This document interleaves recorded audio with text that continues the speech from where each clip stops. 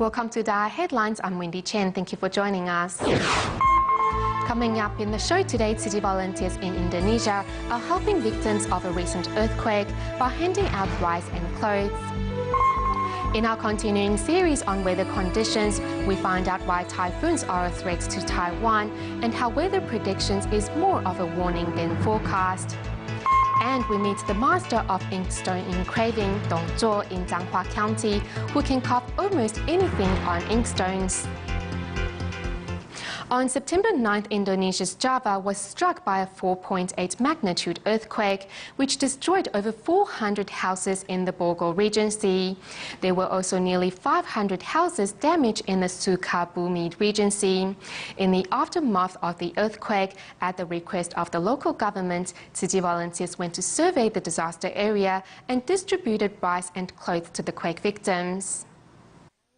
Kabupaten town of Sukabumi Regency is over 60 kilometers away from the epicenter, Bogor Regency, but 467 houses collapsed in the area. 6 villages were declared disaster areas by the local authorities. The town is quite a long way from the metropolitan area, so the government barely noticed, much less set up a disaster relief center. The Sukabumi Regency is 150 kilometers south of Jakarta, and it takes a half-day drive to get there. But the volunteers still manage to conduct disaster surveys and distribute aid supplies. The quake victims are happy to see us here, as we are the first NGO to come to help. Belum ada yang bantu sini. Dengan bantuan ini, saya sangat berterima kasih sekali. Thank you to Tzu Chi Foundation for the aid supplies. Tzu Chi cares about the public, especially disaster victims. Yang tertimpa bencana ataupun musibah. With the assistance of the local ministry, the distribution runs smoothly. Every household receives 20 kilograms of rice and clean clothes. The volunteers also provide 80 kerosene stoves. A total of 498 families received Tzu Chi's help. Dan meringankan penderitaan Tzu Chi's love and care can relieve the stress of victims. Their assistance is what the victims need. We hope the good deeds they do will someday come back to them. In the United States, New Jersey Tzu Chi chapter has set up a food bank in their local community. Recently, Tzu Chi volunteers held a banquet on September 10th to celebrate the 2nd anniversary of the program. When Tzu Chi volunteers first started, only 2 families came to pick up the food parcel, but now the number has increased to 80. This 2-layer birthday cake marks the 2nd anniversary of the food bank held by New Jersey's Tzu Chi chapter. Tzu Chi volunteers and 80 low-income households join in the celebration. This particular food bank is fantastic. It's the best one. The food is freshest. The people here are all very nice. It just filled with air, and the love is so much that it's like the love just bursts out of the balloon. Tzu Chi is the first NGO to set up a vegetarian food bank in New Jersey. Although in the first week, only 2 households came to pick up foods, the volunteers were not discouraged. Instead, they kept up their effort to provide the freshest vegetables and fruits for the residents. They even introduced electronic measurement to ensure every family received what they needed. They can find inner peace here, not just food for the mouth, but food for the heart. I don't have family outside, but in here I feel wonderful. The food bank is just like a grand kitchen in local communities. Besides the Tzu Chi volunteers, more and more local residents also joined in. And I felt part of the group right away. Everyone was treating me with open arms. Social workers also underlined Tzu Chi's contribution. And we're just blessed that we're all able to do the work that we do so that people who need us know that there's somebody to help them. We hope there will be more and more Tzu Chi volunteers and volunteers in the community to join the food bank. The food bank not only stores food, but also love and care, which are the most precious gifts to the residents. Every year, Tzu College of Technology hands out scholarships to its needy students. Tzu fathers and Ida mothers also visit these students at home to find out more about their learning environments. The door-to-door visits not only ensures the students stay on the right track, but their family members also get to know Tzu as well. In Taiwan's Hualien, these Ida mothers are visiting the homes of 15 families of students who attend Tzu College of Technology.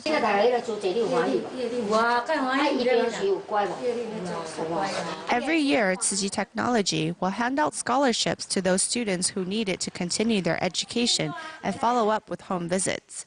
At each visit, the parents are always eager to share how their child has improved. He knows that when I'm busy, he'll help me out doing things, or when his dad returns home from work, he will bring his father a change of clothes or run a bath for him. He would also share with us what he learned from Master Zheng Yuan. From Hualien City to Yulin Township, these Ida mothers care for each and every student. Home visits is to see if the students are really studying or if they have become lazier or are trying harder. In these 4 years, we have always been with them. Never absent from the children's lives, always caring. These are the roles Tzu fathers and Ida mothers plays.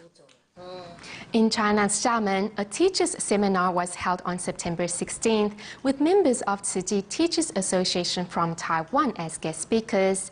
Over 130 Chinese teachers from different regions participated and were all much inspired by the experience. I look forward to teachers using wisdom and compassion to influence students, to using benevolence to solve problems.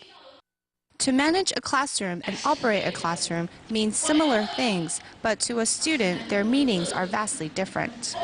136 teachers from Fuzhou, Fuding, Quanzhou, Zhangzhou, and Xiamen all gathered at Xiamen's Wuyuanwan Service Center to exchange ideas on teaching.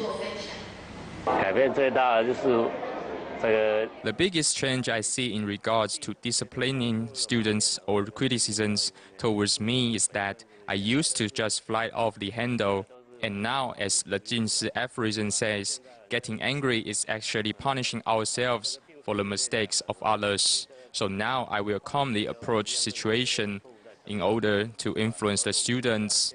She knows that stories are the best teaching method, but somehow Xu Shanshan just isn't doing it right. I will test the methods the lecturer mentioned and see which one works best for my pupils and use that to teach my students from now on. Education is about learning from others, for teachers and students alike. When teachers have the confidence and the materials to teach, they can guide students along the right path.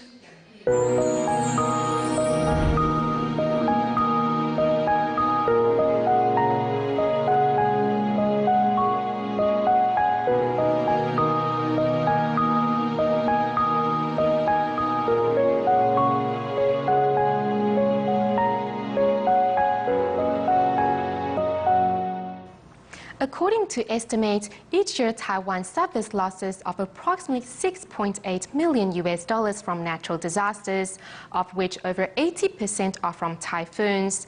When a typhoon is forming in the seas of Taiwan, the Central Weather Bureau gathers the data necessary to predict the storm's path, rainfall and wind speed and force. However, weather conditions can change in an instant and meteorological technology is limited. As a result, there exists a margin of error, and many question the accuracy of CWB's predictions. In fact, weather predictions are intended more as forewarnings than forecasts. A typhoon is a monster. Great trees bow down before it, begging for mercy. Rain racks the earth like bullets, causing landslides that can bury entire villages.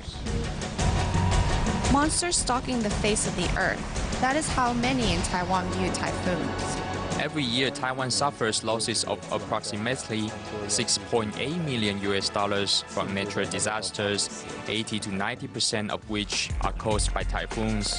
Typhoons not only threaten lives and property, they also dig into pocketbooks. This is most reflected clearly in the prices of vegetables, which rises steeply after a big storm. But whether or not typhoons actually strike Taiwan, many still question the Central Weather Bureau's predictions. It's the sample weather bureaus all over the world. We have only a few hours' notice to issue heavy rainfall warnings. Many say the time is too short. They would like a highly accurate prediction several days in advance. Weather forecasts are often uncertain. Nevertheless, forecasters employ a variety of methods to predict the weather. For example, historical records show that over the last 100 years, typhoons have taken 9 major paths of approach to Taiwan. Forecasters consult past records and try to find similarities with current typhoon phenomena. One of the most common methods is numerical prediction, which uses physics equations and supercomputer analysis to map out probable weather patterns. Here's a numerical model. When a typhoon is taking shape, we can consult this model approximately 7 days in advance to predict how the storm will affect Taiwan. As a typhoon takes shape, incoming data is incorporated into the Bureau's calculations, and earlier predictions on the storm's probable path are revised. When the typhoon reaches a certain level of strength, the eye of the storm is clearly visible. When the eye appears, it's generally at minimum a medium-strength typhoon. Although Taiwan is surrounded by ocean, there is a lack of data from the ocean's surface, and there's also a gap between satellite observations and actual weather conditions. In order to correct inaccurate predictions, researchers consult ensemble reports, including error values in their new calculations. By comparing various reports, forecasters can predict that the typhoon will land in Hualien, for example, and that its area will extend from to Taidong and Yilan. Weather bureaus in different countries obtain different observation data. As a result, forecasts predicting typhoon paths often vary. When Typhoon Fenghuang struck Taiwan in July of 2008, the Central Weather Bureau's forecasts were more accurate than the U.S. military and Japanese Weather Bureau predictions. World typhoon forecasts have a margin error of 160 to 180 kilometers, approximately the distance from Taipei to Taichung. Taiwan's Central Weather Bureau has now reduced its margin of error to 110 kilometers, a level of accuracy that surpasses other advanced nations. A sniper using a high-power rifle can hit a target from a great distance, but no matter how great the marksman or how good the gun, he will never hit the target every time because there are always other factors at play. Don't discount experts' dedication. Forecasts are based on a principle of probability, and there's always the possibility of error. It's not easy to outguess Mother Nature.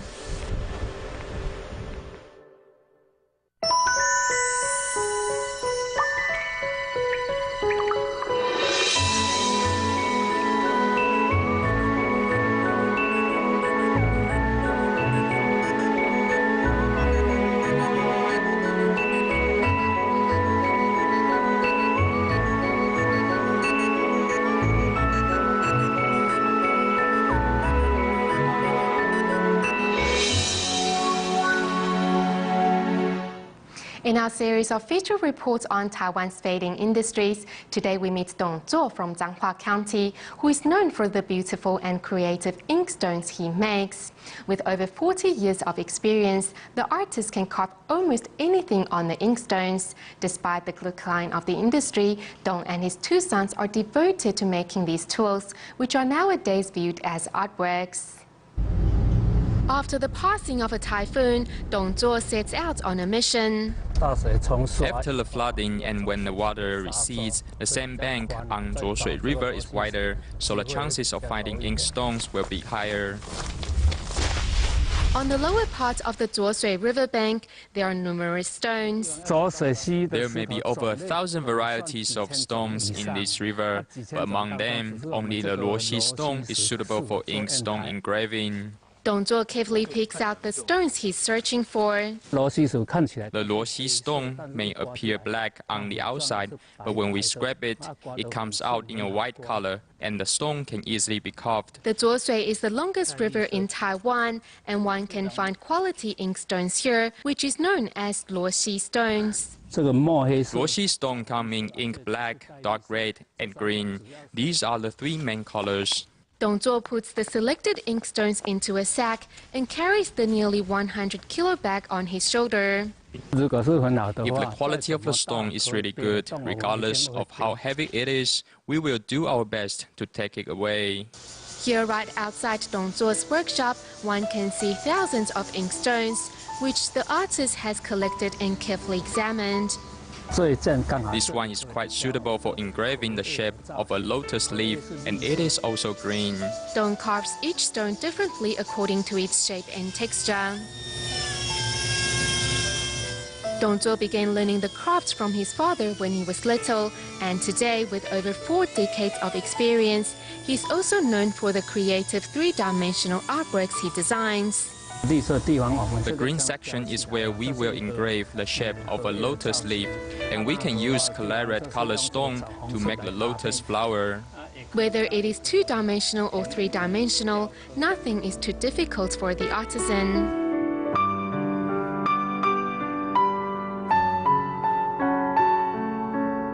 Dong Zhuo's artworks include engravings of pine trees, cranes, a bridge and running water, proving that ink stones are not just a tool, but also an astonishing art form. Looking closely at this 250-kilo ink stone, one discovers 100 dragons. It took Dong Zhuo 23 months to complete. It feels like giving birth to a child. I thought I would give it a try to see if I had the patience and skill to engrave this work. It also helped me to stay calm. Both of Dong's sons returned to Changhua after graduating from university to help their father with the family business. Since I was little, I have always watched my grandpa carving artworks, and when I was about 5 or 6, I sometimes helped rinse the ink stone. When you are making these ink slabs, it needs to come from the heart. Though the inkstone industry has slowly faded, the father and his sons are determined to preserve the culture. The culture of inkstone went from being practical to being considered as art. I think it is something that connects people to each other. Dong has turned his house into an inkstone art museum, giving members of the public a chance to appreciate the artworks. Today, the family is sharing their passion through Chinese calligraphy. I'm using my husband's ink slab, and my son is helping me grind the ink, so the writing will turn out great. We are a very literate family. These inkstones are the best heirloom for the Dong family, and they vow to continue sharing the beauty of these artworks made in Taiwan. In just a few more days, we will celebrate the Moon Festival. At Dalian Tzu Chi Hospital, employees are making moon cakes to express thanks to Tzu Chi's medical volunteers. The cakes are not only an expression of goodwill, they are also good for their health. With no unsaturated fat, these moon cakes will make a happy and healthy autumn holiday. Filling is first wrapped in dough crust, and then the cakes are shaped into round moons. After that, they're ready for the oven. The Moon Festival is an important traditional holiday for Chinese people all over the world. Moon cakes are a symbol of reunion with family and friends. That's why we are making them for our colleagues and volunteers. A lot of thought and ingenuity has gone into the moon cakes. The dough crust is made with clarified butter so that it contains no trans fat, and the low-fat, low-sugar fillings comes in 3 flavors. Plums are alkaline, so the plum filling can help to balance our pH values. Dried radish, a local favorite, contains a lot of fiber, so it's also a good healthy filling.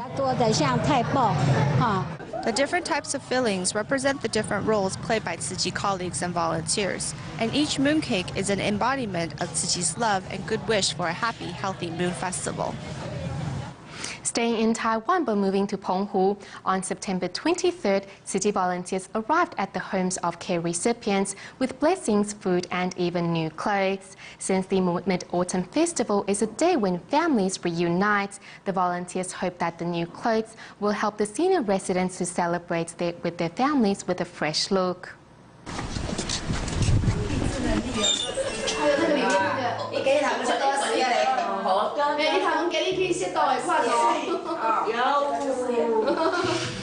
Regardless of age, beauty is something every girl strives for. Today, the volunteers are presenting the seniors with new clothes. This is a set. There are short sleeves and long sleeves. This one you can wear with the black pants. It looks elegant on you.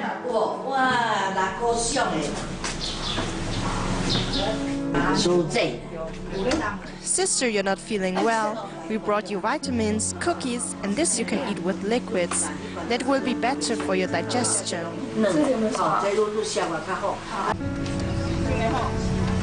Other than clothes and food, the volunteers also brought emotional support to Miss Lee, who suffers from depression. The volunteers encourage her to be strong. We will come again. Don't cry. We will come again. Don't make too much noise or your parents will be sad too. City volunteers also arrived at the home of Miss Wu, who has a child with paralysis. Wu says her child's process of rehabilitation is really hard. I'm very happy because once in a while, the volunteers will come visit me. It is a lot of pain for me to see my child suffering, but thankfully, I have all of you by my side.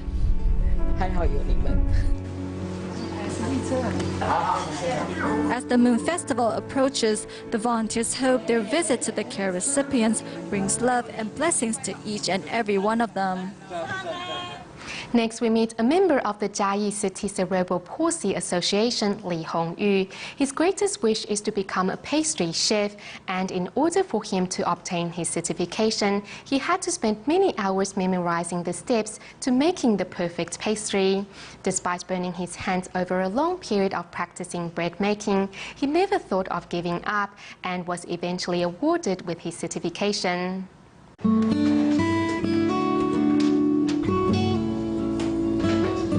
Some are responsible for the dough, some are responsible for the fillings. What looks simple to you and me took hours of learning for these children who suffer from cerebral palsy. I hope these children can manage on their own as their parents will grow old. They're very happy that the bread and pastries they make are being sold at the post office. All these children want is a chance to prove themselves capable. Like Li Hongyu, his greatest wish was to become a pastry chef. He spent many hours repeating the same steps, but never thought of giving up. It hurts a little when I burn my arms, but I still want to continue making pastries. The burns on the left arm is just healing, though another fresh burn can be seen on his right arm. But Li is enjoying his work immensely. Like the pastries in the oven, his dream is finally complete. To celebrate the coming Moon Festival on Sunday, over 25 actors from City's Performance Association arrived at the Taipei City Hospital to participate in a mid-autumn celebration for patients from the palliative ward who cannot return home. We'll leave you with these images. Thank you for tuning in. Goodbye.